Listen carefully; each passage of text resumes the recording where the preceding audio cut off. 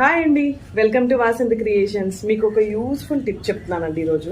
Actually నా దగ్గరికి చాలా మంది వస్తారు కదా, మగ్గం వర్క్ వల్ల బ్లౌజెస్ పాడవుతున్నాయి, శారీస్ పాడవుతున్నాయి, జర్దోజీ యూజ్ చేయొద్దండి, ఒట్టి థ్రెడ్సే యూజ్ చేయండి అని చాలా మంది అంటున్నారు. సో దానికి మెయిన్ ప్రాబ్లం ఏంటి అనేది నేను ఈరోజు మీకు ఎక్స్ప్లెయిన్ చేస్తున్నాను. ఈ బ్లౌజ్ నేను చాలాసార్లు వేసుకున్నాను అండి, నా రీల్స్ కానీ పోస్ట్ కానీ మీరు చూసే ఉంటారు. నా ఫేవరెట్ కలర్ అండ్ నా ఫేవరెట్ బ్లౌజ్ కూడా. ఇంత హెవీ వర్క్ చేయించా కదా, ఎక్కడైనా జర్దోజీ కానీ శారీ కానీ ఎటువంటి ప్రాబ్లం లేదు. ద మెయిన్ రీజన్ ఏంటి అంటే, మనం శారీ కొనుక్కునేటప్పుడే శారీ బ్యాక్ సైడ్ ఇలా పోగులు ఉంటాయి. మీకు ఇక్కడ క్లియర్గా కనిపిస్తుంది కదా, శారీ అంతా ఇలా పోగులు వచ్చేసి ఉంటాయండి శారీకి.